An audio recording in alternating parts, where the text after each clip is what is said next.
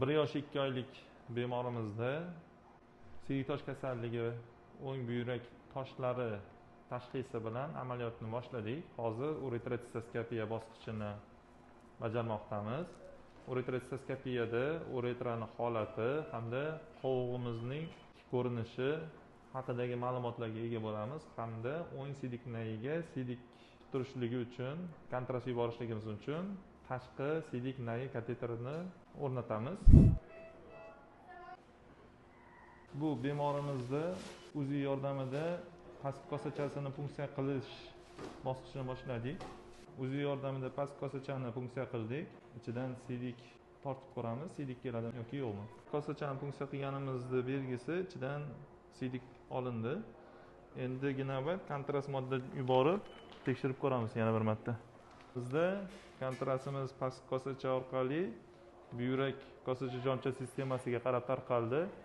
Bemorimizda pleuretral segmentda muammosi borligini ko'rdik. Demak, bu bemorimizda toshlari ikkilamchi, ya'ni tug'ma rivojlanish nuqsonini hisobiga kelib chiqqan degan xulosaga kelyapmiz. Nefroskopiya bosqichini boshladik. Nefroskopiya bosqichida pastki kosachada toshchalarimizni aniqladik. Bu toshchalar ko'rinishidan ikkilamchi toshga o'xshab turibdi. Biz bularni chiqarib olamiz. Barcha kosachalarni ko'zdan kechirdik. Bu pastki guruh kosachalari hisoblanadi. Bu yerda toshlar yo'q. Pastki yon kosachalari hamda yonbosh kosachalari va yuqori kosachalari. Toshlar qolmaganini ko'rdik.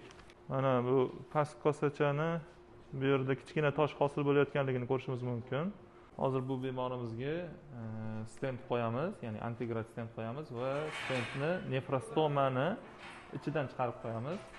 Bu bizga 1 oydan keyin birinchi stentni olib tashlashga va stent olib tashlaganimizdan keyin nefrostoma orqali dori modda jo'natib, pleuretral segmentda torayish bor yoki yo'qligiga va uni darajasiga baho berishimizga kerak bo'ladi. Amaliyotga tayyorgarlik jarayonimizda bir qancha shubhalar paydo bo'lgan, ya'ni bu toshimiz ikkilamchi, ya'ni bemorimizda boshqa kasalligini hisobiga, ya'ni obstruktiv kasallik hisobiga kelib chiqqanligiga shubha qilgandik.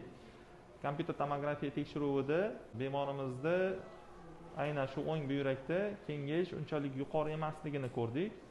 Lekin past kosachalarda toshlar mavjudligini va bu toshlar bemorimizga shikoyat bildiradigan darajada simptomlar keltirib chiqarmasligiga, ya'ni bu amaliyotimiz ham diagnostik, ham davo maqsadida qilinayotganligini va bu jarayonimizda ko'rdikki, siydik nayidan kontrast yuborib ko'rganimizda ko'ryapmizki, yuqorida pleuretral segmentda muammo borligini ko'rdik va bu muammo buyragimizni jomini hamda kosachalarida kengayishlar keltirib chiqarganligini ko'rdik va buni natijasida tosh paydo bo'layotganligini tashxisladik. Hozirgi qilgan amaliyotimiz toshlarini olib tashlash hamda aynan shu buyragimizni siydik nayiga stentlash amaliyotini bajardik.